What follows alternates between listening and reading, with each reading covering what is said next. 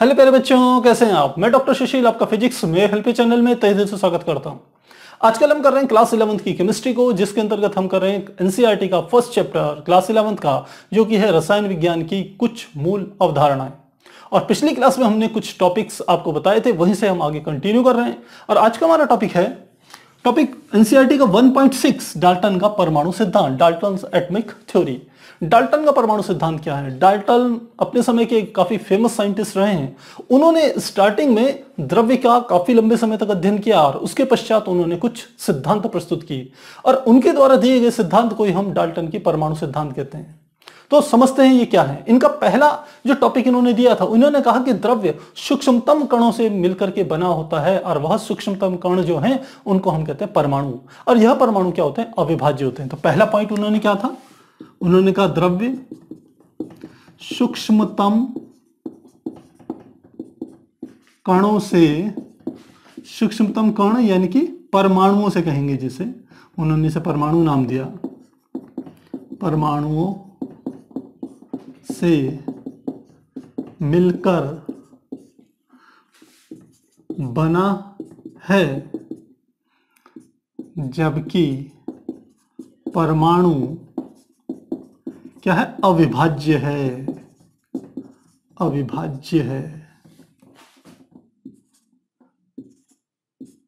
तो पहला सिद्धांत इनका यह था कि कोई भी द्रव्य हो वो छोटे छोटे कणों से मिलकर के बना है, और जो सबसे छोटा कण है वह क्या है, परमाणु है। पहला इनका यह नियम था। दूसरा नियम था कि एक ही तत्व के सभी परमाणु समान होते हैं, इनका परमाणु द्रव्यमान तथा, एक तो इन्होंने कहा परमाणु द्रव्यमान तथा गुणधर्म भी समान होते हैं, या समान होता है। अर्थात कोई भी एक ही तत्व के जितने भी परमाणु होंगे, यदि हम मान लो सोडियम की बात करें तो कहते हैं सोडियम के जितने भी परमाणु होंगे वो सारे के सारे, उनका परमाणु द्रव्यमान समान होगा और उनके गुणधर्म भी समान होंगे। तो एक तत्व के अंदर जितने भी परमाणु होते हैं वो सब समान होते हैं। और अगला ये कहते हैं, तीसरा इन्होंने कहा कि जो अलग अलग तत्व के परमाणु अलग अलग होते हैं, उनके परमाणु द्रव्यमान भी अलग अलग होते हैं और उनके गुणधर्म भी अलग अलग होते हैं। तो लिखते हैं अलग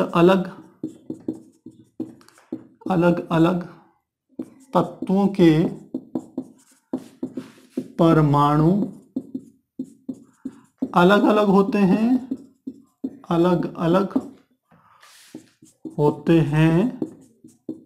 इनका द्रव्यमान, या जिसे आप कह सकते हैं परमाणु द्रव्यमान, ब्रैकेट में लिख रहे हैं कौन सा द्रव्यमान, इनका परमाणु द्रव्यमान भिन्न होता है, परमाणु द्रव्यमान तथा गुणधर्म भिन्न होते हैं, तथा गुणधर्म भिन्न होते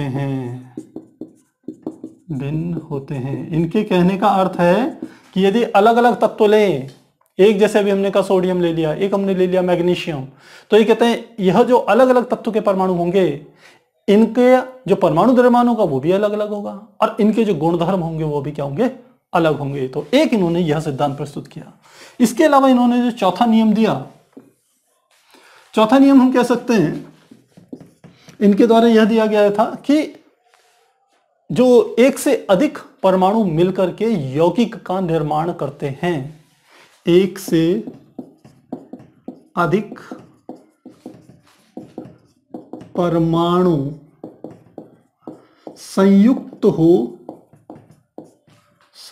हो यौगिक का निर्माण करते हैं। यौगिक परमाणु, इसको सही तरीके से लिखते हैं, एक से अधिक परमाणु निश्चित अनुपात में, इन्होंने कहा था इसे निश्चित अनुपात में संयोग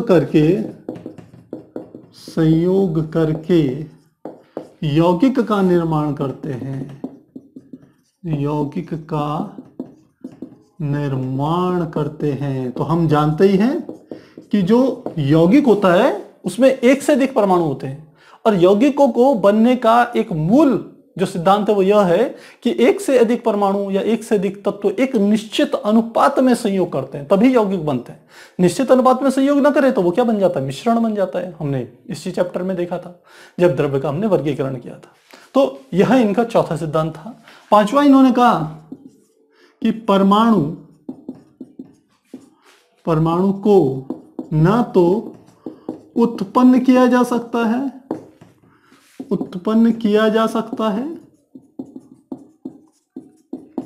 और न ही नष्ट, यानी कि इनके अनुसार परमाणु को न तो आप किसी भी प्रकार से उत्पन्न कर सकते हो और न ही इसको क्या कर सकते हो? नष्ट कर सकते हो। तो जो हमारे डाल्टन ने जो थ्योरी दी थी वो इस प्रकार से इन्होंने क्या करी थी? अपनी थ्योरी को प्रस्तुत किया था। अब हम इस थ्योरी को यदि अपने आधुनिक इलेक्ट्रॉन सिद्धांत, जो हमारा आधुनिक परमाणु सिद्धांत जो है, यदि उससे कंपेयर करें तो देखते हैं कि क्या डाल्टन के द्वारा दिए गए जितने भी सिद्धांत थे, क्या वर्तमान परिस्थितियों में इस आधुनिक समय पर भी ये क्या पूर्ण रूप से सत्य हैं अथवा नहीं।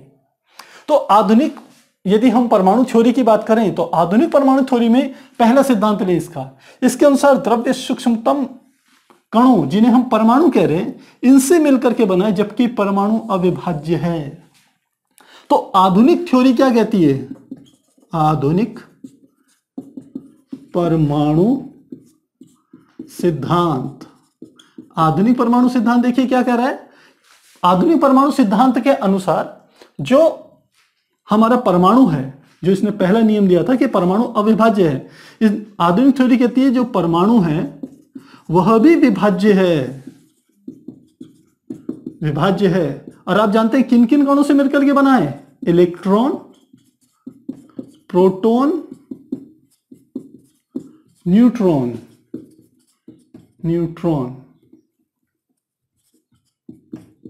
प्लस अन्य कण से भी मिलकर के बना होता है परमाणु के अंदर। तो पहले तो इनकी ये वाली थ्योरी क्या हो गई? वर्तमान परिस्थितियों के हिसाब से गलत साबित हो गई। दूसरा देखें, एक ही तत्व के सभी परमाणु समान होते हैं, इनका परमाणु द्रव्यमान तथा गुणधर्म भी समान होता है। तो देखिए इनकी यह थ्योरी भी गलत हो गई। एक ही तत्व के जितने परमाणु होते हैं उनका जरूरी नहीं है कि परमाणु द्रव्यमान समान हो। हमने समस्थानिकों के बारे में पढ़ा है जिनका परमाणु क्रमांक समान होता है लेकिन परमाणु द्रव्यमान भिन्न भिन्न होता है। तो आपको ध्यान हो, कार्बन की ही हम बात करें तो 6C12, 6C13 तथा 6C14, इन तीनों के परमाणु क्रमांक समान हैं लेकिन परमाणु द्रव्यमान क्या है? भिन्न भिन्न है। पहली बात। अब इसने कहा उनके गुणधर्म भी समान होते हैं, तो देखिए गुणधर्म भी यहां अलग अलग हैं। ये जो चौथा वाला होता है, ये वाला, ये हमारा रेडियो एक्टिव पदार्थ है, रेडियो एक्टिव पदार्थ, जबकि यह दोनों के दोनों जो होते हैं 6C12, 6C13, ये दोनों रेडियो एक्टिव नहीं होते। तो इनका जो दूसरा सिद्धांत था वह भी क्या हो गया? वर्तमान परिस्थितियों के हिसाब से गलत हो गया। तीसरा, अलग अलग तत्वों के परमाणु अलग अलग होते हैं, इनका द्रव्यमान, जैसे परमाणु द्रव्यमान तथा गुणधर्म भी भिन्न भिन्न होते हैं। तो इनका तीसरा पॉइंट भी देखिए गलत हो गया।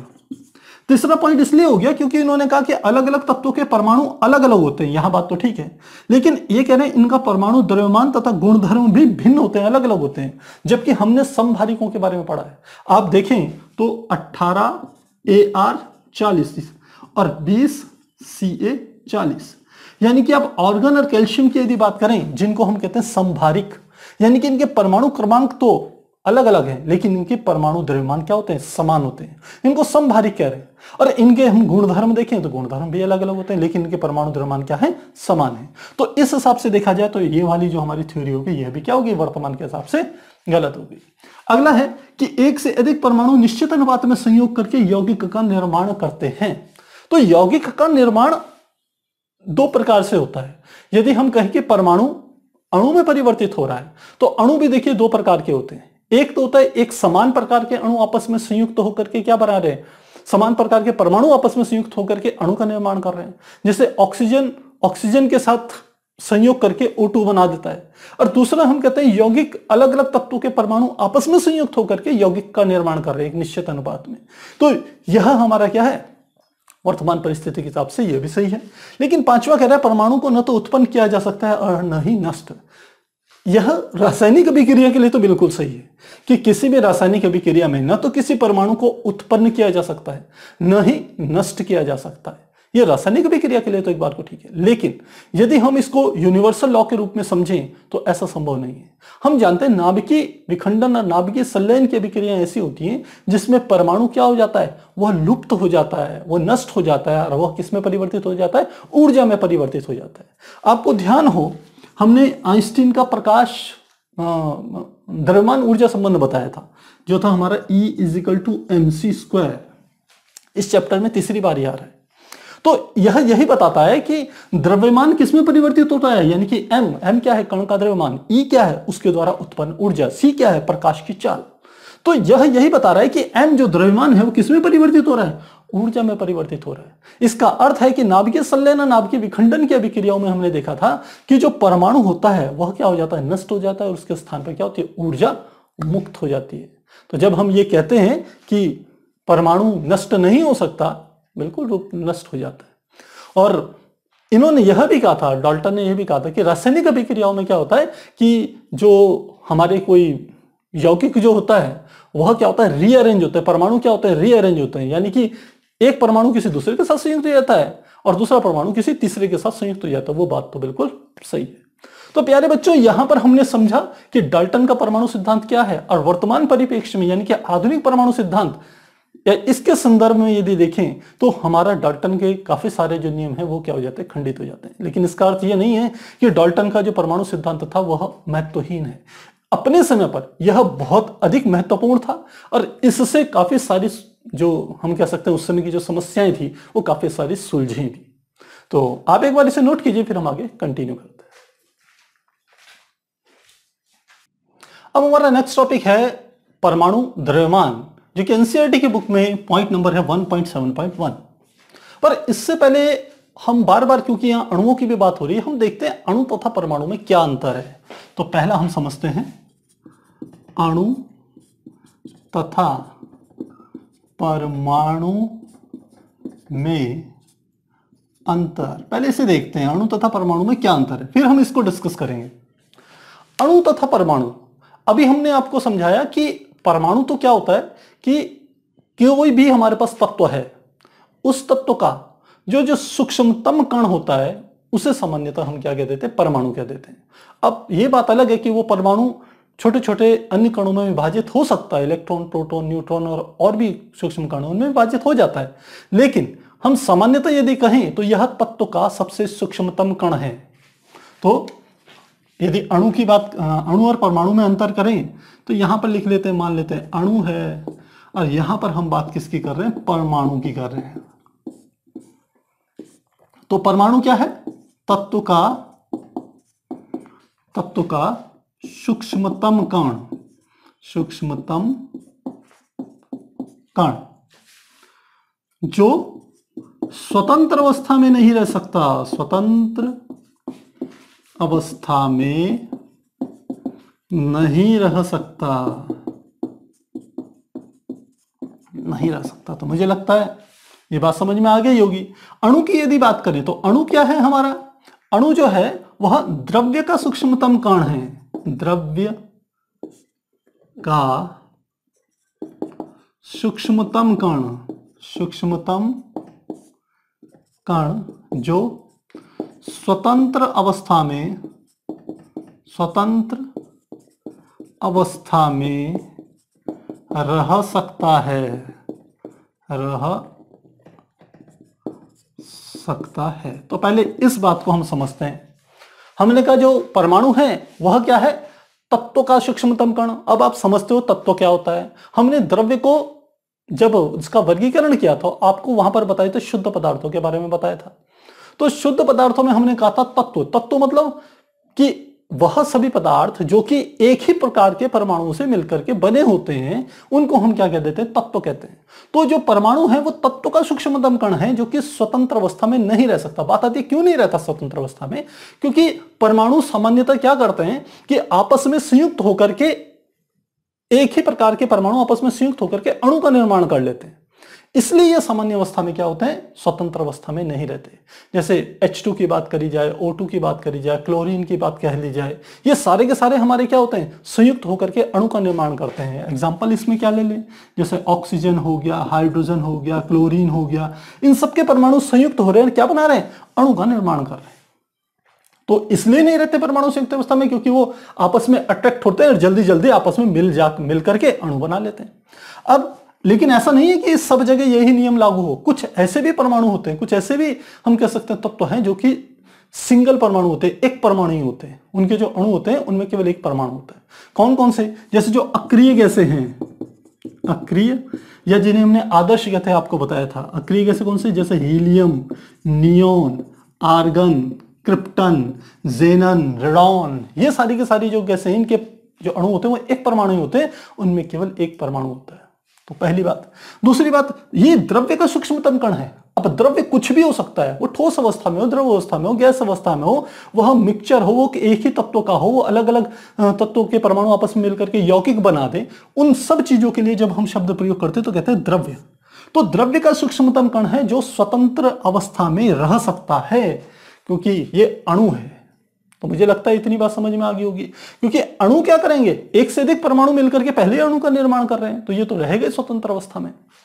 दूसरी बात, ये जो हमारा होता है अणु, ये रासायनिक अभिक्रिया में देखिए भाग नहीं ले रहा है। ये क्या होता है, यह रासायनिक अभिक्रिया में भाग नहीं लेता, भाग नहीं लेता। और यह हमारा क्या होता है, परमाणु क्या होता है, यह रासायनिक अभिक्रिया में भाग लेता है, रासायनिक अभिक्रिया में भाग लेता है। अब ऐसा क्यों है, आप कोई भी रिएक्शंस देखना, आगे भी हम इसके एग्जांपल्स देंगे, आप देखोगे किसी भी रिएक्शंस में जो यौगिक होता है वो यौगिक हमेशा टूटता है परमाणुओं के रूप में, या अणु जो होता है, यौगिक मतलब अणु, तो वो क्या हो रहा है, पहले परमाणुओं में टूट रहा है, फिर परमाणु क्या हो रहे हैं, आपस में रासायनिक अभिक्रिया करते हैं। तो अणु नहीं लेता रासायनिक अभिक्रिया में भाग, अणु परमाणुओं में टूटता है तब रासायनिक अभिक्रिया में भाग लेता है, जबकि परमाणु रासायनिक अभिक्रिया में भाग लेता है और परमाणु टूटता भी नहीं है, विखंडित भी नहीं होता। तो यहां पर हम चाहें एक और इसमें एग्जांपल्स ले सकते हैं कि तीसरी स्थिति में ले सकते हैं, परमाणु अणुओं में अणु परमाणुओं में विभक्त हो जाता है, अणु परमाणुओं में विभक्त हो जाता है, विभक्त हो जाता है। कहां, रासायनिक अभिक्रिया में, रासायनिक अभिक्रिया में, अभिक्रिया में। तो कोई भी अणु जब रासायनिक अभिक्रिया में भाग लेता है तो वो हमेशा परमाणुओं में विभक्त हो जाता है, लेकिन परमाणु कभी भी विभक्त नहीं होता। रासायनिक अभिक्रिया में परमाणु विभक्त नहीं होता, तो हम क्या लिखेंगे, रासायनिक अभिक्रिया में परमाणु विभक्त नहीं होता, विभक्त नहीं होता। तो मुझे लगता है इतनी बात आपको समझ में आ गई होगी। तो ये हमने सामान्यतः अणु तथा परमाणु में अंतर किया है। अब हम यहां से आगे समझते हैं, और अब हमारा ये टॉपिक आता है कौन सा, परमाणु द्रव्यमान। परमाणु द्रव्यमान देखिए क्या होता है। परमाणु देखा जाए तो है तो ये द्रव्य तत्व का सूक्ष्मतम कण होता है परमाणु, और परमाणु का जो द्रव्यमान होता है वो बहुत कम होता है। यदि हम कहें कि एक आप कह सकते हैं ऑलपिन की यदि एक नोक ली जाए तो उसके अंदर भी लाखों करोड़ों आपको परमाणु मिल जाएंगे। तो हम कहते हैं कि आप खुद ही सोचिए, जब ऑलपिन की एक नोक पर इतने सारे अणु परमाणु आ सकते हैं तो एक परमाणु का जो द्रव्यमान होगा वो कितना सूक्ष्म होगा। तो उसके लिए हमारे पास कोई ऐसे डायरेक्ट, वर्तमान समय पर तो काफी एडवांस टेक्नोलॉजी है, तो यहां पर तो हम किसी परमाणु के द्रव्यमान को माप सकते हैं, लेकिन जब स्टार्टिंग में लगभग 1700-1800 ईस्वी की यदि बात करें, उस समय इनको नापा नहीं जा सकता था। तो क्या करा वैज्ञानिकों ने, इनको तुलनात्मक रूप से इनका क्या करा, द्रव्यमान ज्ञात करा। अब बात आती है तुलनात्मक द्रव्यमान क्या हुआ। तुलनात्मक द्रव्यमान के लिए उन्होंने क्या करा कि जो हमारे पास विभिन्न प्रकार के जो हमारे को तत्वों का ज्ञान था, पदार्थों का ज्ञान था, उन तत्वों के ज्ञान में उन्होंने कोई एक तत्व ले लिया। जैसे प्रारंभ में उन्होंने क्या लिया, हाइड्रोजन ले लिया। क्या लिया, हाइड्रोजन। अब उन्होंने कहा हाइड्रोजन का जो द्रव्यमान होता है वो काफी कम होता है। अब किसी दूसरे तत्व का यदि द्रव्यमान निकालना है तो वो हाइड्रोजन से उस तत्व के द्रव्यमान की तुलना करते थे और देखते थे वो हाइड्रोजन से कितना गुना ज्यादा है। जितने गुना ज्यादा होता था वो कहते थे इसका द्रव्यमान इतने गुना है हाइड्रोजन से। तो तुलनात्मक द्रव्यमान वो क्या करते थे, ज्ञात करते थे। तो स्टार्टिंग में हमने कहा किस पदार्थ के द्रव्यमान से उन्होंने तुलना करी, हाइड्रोजन के। लेकिन बाद में समय बीतता चले गया, फिर कुछ वैज्ञानिकों को कुछ ऐसा अनुभव हुआ कि हाइड्रोजन से तुलना करने पर कुछ उन्हें परेशानी आने लगी, जो मान थे वो परफेक्ट नहीं आ रहे थे। तो उन्होंने एक और तरीका इजाद किया या एक और पदार्थ का उन्होंने इस्तेमाल किया तुलनात्मक द्रव्यमान को ज्ञात करने के लिए। और वर्तमान समय पर भी यही जो हमारा पदार्थ है इसी का उपयोग किया जाता है और वह होता है हमारा कार्बन। अब आप जानते हैं कार्बन के 3 समस्थानिक होते हैं, 6C12, 6C13 और 6C14। तो उन्होंने कहा 6C12 यानी कि ये क्या है, कार्बन का परमाणु। कार्बन का परमाणु। तो इन्होंने कहा ये कार्बन का हमने परमाणु लिया और इस कार्बन के परमाणु जिसका कि परमाणु द्रव्यमान कितना था, 12 था, इसका 1/12वां हिस्सा लिया। तो लिखते हैं कार्बन परमाणु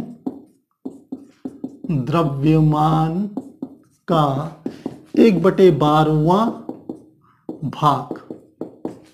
और जो भी भाग लिया उसको इन्होंने नाम दिया 1 AMU। अब AMU क्या हुआ, इसकी फुल फॉर्म होती है एटॉमिक मास यूनिट, यानी कि परमाणु द्रव्यमान मात्रक। क्या कहा हमने, एटॉमिक मास यूनिट, जिसे हम कहते हैं परमाणु द्रव्यमान मात्रक। तो यह हमारा कितना निकल के आया, जो परमाणु का जो द्रव्यमान निकला, ये निकल के इसका यदि वैल्यू अंकों में इसका मान लिखें तो ये निकल के आया 1.66056 गुणा 10⁻⁻24 ग्राम। ध्यान रखिएगा कि कार्बन परमाणु का जो परमाणु द्रव्यमान है, जब उसका 1/12वां भाग निकाला, जिसको कि हम 1 एटॉमिक मास यूनिट यानी कि परमाणु द्रव्यमान मात्रा कहते हैं, उसका जो मान आया 1.66056 गुणा 10⁻⁻24 ग्राम के बराबर आया। अब इस वाले द्रव्यमान से बाकी सारे परमाणुओं की तुलना करें, जिसका जितना आता गया हम कहते रहे इसका क्या हो गया, द्रव्यमान इतना ही गुना हो गया। तो बिल्कुल वही है जैसे हमारा मूल मात्रकों हमने लिए थे कि 1 मीटर स्केल ले लिया। अब हमने कहा कोई भी लंबाई इस मीटर स्केल की कितने गुनी है। जब हम कहते हैं कि यह वस्तु 5 मीटर लंबी है, इसका अर्थ है कि यह मूल मात्रक के कितने गुना है, 5 गुना है। तो ठीक वही बात यहां पर कर ली हमने। यहां पर परमाणु के द्रव्यमानों को नापने के लिए एक मात्रक बना दिया जिसका द्रव्यमान क्या था, इतना था। और अब कोई भी द्रव्यमान हमने लिया, कोई भी पदार्थ लिया, देखा उसका परमाणु द्रव्यमान इस संख्या का इतने द्रव्यमान का कितने गुना है, जितने गुना है वही क्या हो जाएगा, उसका द्रव्यमान हो जाएगा। तो अब यदि हम बात करें हाइड्रोजन की, तो जो हाइड्रोजन का जो द्रव्यमान होता है वो होता है 1.6736 गुणा 10⁻⁻24। ये हाइड्रोजन का क्या होता है, द्रव्यमान होता है, परमाणु द्रव्यमान। और जब हाइड्रोजन के परमाणु द्रव्यमान का हम कह सकते हैं, इसमें यदि निकालें AMU में निकालें, क्योंकि यह तो हमारा किस में होता है, ग्राम में। अब इसका AMU में मान निकालें तो H बराबर परमाणु द्रव्यमान कितना है हाइड्रोजन का, 1.6736 गुणा 10⁻⁻24। इसमें भाग देना है इस वाली संख्या का 1.66056 गुणा 10⁻⁻24 का भाग दिया तो मान जो हमारा निकल के आता है 1.00 ये 78 आता है, जिसको हम अप्रोक्सीमेशन 1.0080, और इसको आप चाहें तो AMU या केवल U से प्रदर्शित कर सकते हैं। इसका अर्थ है हाइड्रोजन का जो द्रव्यमान है किस पद में, AMU के पदों में, वो 1.0080 के बराबर है। इसके आगे आप मात्रक AMU एटॉमिक मास यूनिट या फिर केवल U से प्रदर्शित करते हैं। U क्या होते हैं, U बाद में एडवांस पद्धति में U का अर्थ है यूनिफाइड मास, यानी कि एकीकृत द्रव्यमान। यह भी क्या है, मात्रक ही है। अब AMU पूरा ना लिख करके केवल U लिख लिया जाता है, तो चीज वो क्या है, सेम है। तो ये हमने किसका निकाल लिया, हाइड्रोजन का निकाल लिया। इसी प्रकार आप चाहें ऑक्सीजन का जब हम निकालते हैं तो ऑक्सीजन का हमारा जो निकल के आता है परमाणु द्रव्यमान वो आता है 15.995 AMU के बराबर आता है। ये हमारा ऑक्सीजन का क्या आएगा, परमाणु द्रव्यमान। यहां एक बात ध्यान देने की है, यहां भले ही हम इसको डेसिमल्स में प्रदर्शित कर रहे हैं, आपकी एनसीईआरटी की किताब में भी सारे द्रव्यमान डेसिमल्स में बताए गए हैं, लेकिन आपको ध्यान हो मैंने 1 से लेकर 20 तक के जितने भी परमाणु क्रमांक थे, उनके संकेतांक जितने भी हमारे तत्व थे, 1 से 20 परमाणु क्रमांक वाले तत्व, उनको मैंने टेबल आपको बनाई थी पिछली क्लास में, साथ में उनके परमाणु द्रव्यमान भी लिखे थे।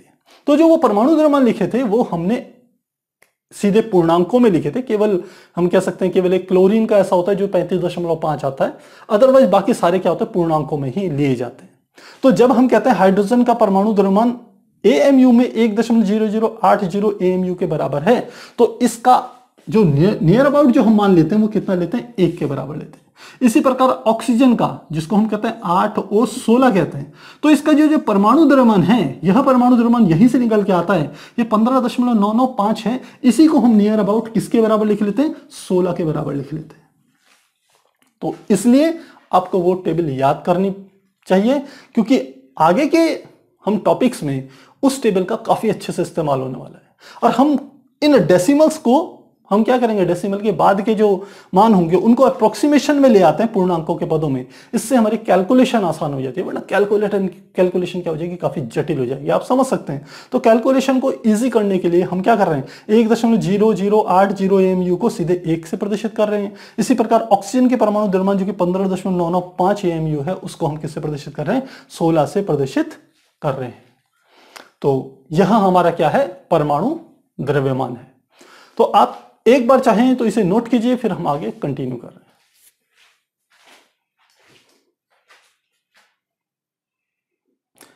अभी हमने परमाणु द्रव्यमान को समझा, अब हमारा अगला टॉपिक है औसत परमाणु द्रव्यमान।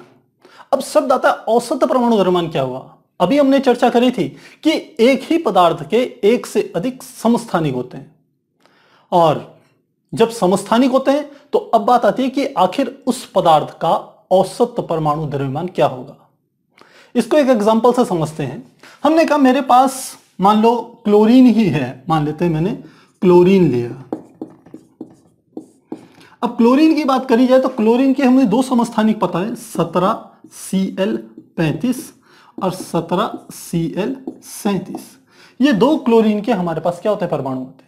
प्रकृति में जो क्लोरीन मिलती है उसमें 75% तो ये क्लोरीन होती है, 75%, और 25%, लगभग 25% हमें ये क्लोरीन प्राप्त होती है। 75% 17Cl35 वाले क्लोरीन और 25% 17Cl37 वाली क्लोरीन। अब बात आती है कि जो यदि अब हम क्लोरीन के औसत किसी परमाणु द्रव्यमान की बात करें तो वो कितना होगा। तो इसके लिए काफी एक आसान सा सूत्र है, आप उसको जरूर ध्यान रखिएगा। उसके लिए सूत्र है कि जो औसत परमाणु द्रव्यमान होगा, औसत परमाणु द्रव्यमान, वह बराबर हमारा होगा m1x1 प्लस m2x2 बटे 100। अब देखिए m1 क्या है, तो m1 है यह जो हमारे पास, ये जो हमारे को परमाणु द्रव्यमान दे रखा पहले समस्थानिक का, ये हमारे पास है m1। ये जो दूसरे समस्थानिक का हो तो ये क्या हो जाएगा, m2। यदि तीसरा दिया होता तो वो क्या हो जाता है, m3। ठीक इसी प्रकार से इनकी जो प्रतिशतता दे रखी, यह जो हमारे को प्रतिशतता दे रखी, ये m1 है तो इसकी प्रतिशतता क्या हो जाएगी, x1। ये m2 है तो इसको जो प्रतिशतता है, जितना ये उपस्थित है वातावरण में, तो वो कितनी हो जाएगी, 25%, यानी कि ये क्या है, x2। और 100 क्या होगी इनकी टोटल प्रतिशतता हो गई। तो इस वाले फार्मूले का आप यूज करके क्लोरीन का या किसी भी पदार्थ का औसत परमाणु द्रव्यमान को आप ज्ञात कर सकते हैं। तो इसमें करके देखते हैं। तो क्लोरीन का यदि हम निकालें तो क्या आ जाएगा, हम लिख सकते हैं औसत परमाणु द्रव्यमान, औसत परमाणु द्रव्यमान बराबर किसके हो जाएगा, m1। m1 कितना है, m1 का मान कितना है, 35 गुणा x1, कितनी प्रतिशतता है इसमें, 75% मिलता है। यानी कि आप कोई क्लोरीन यदि वातावरण से लेंगे, कहीं से क्लोरीन लेंगे, तो उसमें 75% जो परमाणु होंगे वो 17Cl35 वाले होंगे और जो 25% जो होंगे वो 17Cl37 वाले होंगे। इसके कहने का अर्थ ये है। तो 35 यानी कि M1 की जगह कितना आ गया 35 और X1 की जगह आ गया 75। 35 गुणा 75 प्लस दूसरा वाला हमारा कितना आ जाएगा, ये है 37। तो M2 की जगह कितना आ गया 37 गुणा कितने प्रतिशत है 25%, तो लिख लिया 25 और बटे हम क्या कर देंगे इसको 100। तो 100 से जब डिवाइड करेंगे तो हमारा आंसर लगभग कितना आ जाएगा, ये हमारा निकल के आता है 35.5। इसका अर्थ है क्लोरीन का जो औसत परमाणु द्रव्यमान होता है वो 35.5 के बराबर होता है। तो मुझे लग रहा है इतनी बात आपको अच्छे से समझ में आ गई होगी। अब इसी के आधार पर आप चाहें तो कुछ और तत्वों के भी निकाल सकते हैं। तो यहां पर हम मुख्य रूप से बात कर रहे हैं कि 2009 में एक प्रश्न आया था AIPMT में, इसी सूत्र के ऊपर बेस में, उसे देख लेते हैं। तो ये हमारा प्रश्न कुछ इस प्रकार से था, हम प्रश्न यहां लिख रहे हैं कि किसी स्थान पर आयरन के निम्न समस्थानिक, किसी स्थान पर, यह है AIPMT 2009 में जो प्रश्न आया है, यह है किसी स्थान पर आयरन के 3 समस्थानिक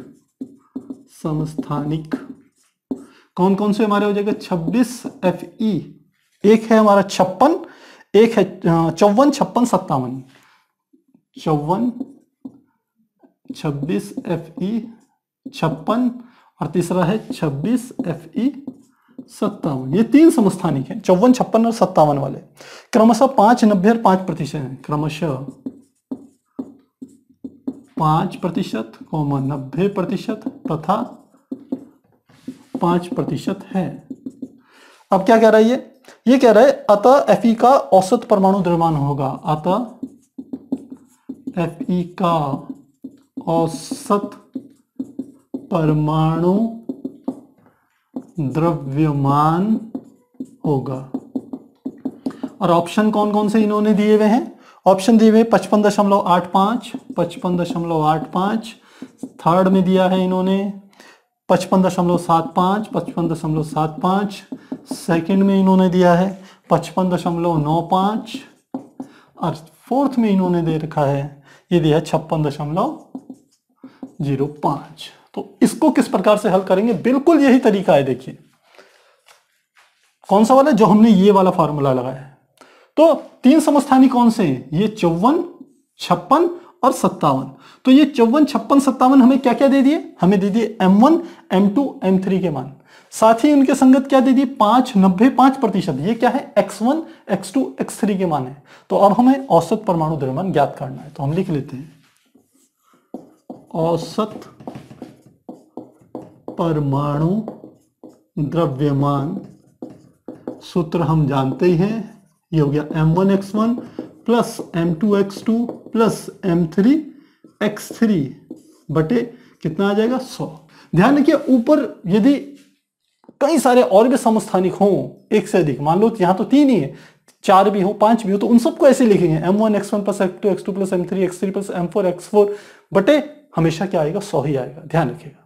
तो अब वैल्यूज पुट करें तो सबसे पहले M1 का मान कितना है 54 और कितना है ये प्रतिशत 5, तो लिखेंगे 54 गुणा 5 प्लस दूसरा है हमारे पास 56, तो ये गया 56 गुणा 90 प्लस 90% था 56 वाला 90, और तीसरा हमारा है 57 गुणा 5, तो ये आ गया 57 गुणा 5।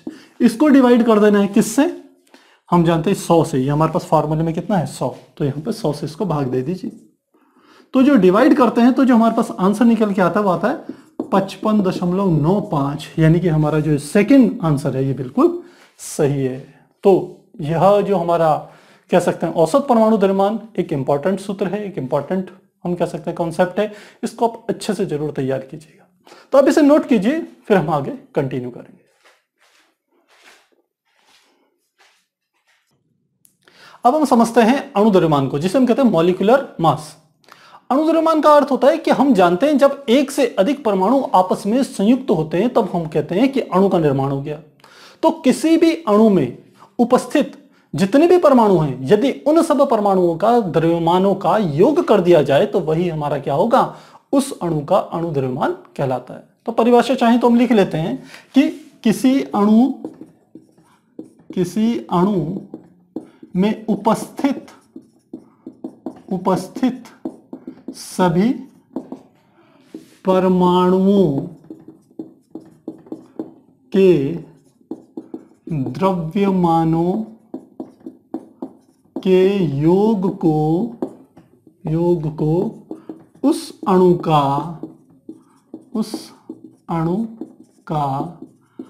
अणु द्रव्यमान कहते हैं। अणु द्रव्यमान कहते हैं। अणु द्रव्यमान कह लीजिए या आणविक द्रव्यमान कह लीजिए, आणविक द्रव्यमान कहते हैं। अब एग्जाम्पल ले लेते हैं। मान लेते हैं, पहला हम एग्जाम्पल ले रहे हैं, मान ले रहे हैं मेथेन ले रहे हैं। मेथेन का सूत्र आप जानते हैं, ये क्या होता है, CH4, जिसमें कार्बन के एक परमाणु तथा हाइड्रोजन के, कार्बन का एक परमाणु तथा हाइड्रोजन के 4 परमाणु उपस्थित रहते हैं। तो अब इसका आणविक द्रव्यमान कैसे निकालेंगे? तो आणविक द्रव्यमान कैसे निकालेंगे, लिखेंगे आणविक द्रव्यमान बराबर हो जाएगा 1 गुणा कार्बन परमाणु का द्रव्यमान प्लस 4 गुणा, यहां लिख लेते हैं 1 कार्बन परमाणु का द्रव्यमान और 4 गुणा 1 हाइड्रोजन परमाणु का द्रव्यमान। इस प्रकार से हम इसे निकाल सकते हैं। तो निकाले तो क्या आएगा, देखिए 1 गुणा कार्बन का परमाणु द्रव्यमान हमने बताया था 12 होता है। यदि आपने पिछली क्लास की टेबल याद करी है तो कोई परेशानी नहीं होगी। देखिए आपको, तो कार्बन का परमाणु द्रव्यमान कितना होता है, ये होता है 12 अप्रोक्सीमेशन में। इसी प्रकार प्लस हाइड्रोजन के कितने परमाणु हैं, 4, तो लिखा है हमने 4 गुणा 1 हाइड्रोजन परमाणु का द्रव्यमान कितना होता है, 1 ही के बराबर होता है। तो 12 एकम 12 और क्या हो जाएगा 4 एकम 4, 12 प्लस 4 यानी कि कितना हो गया 16।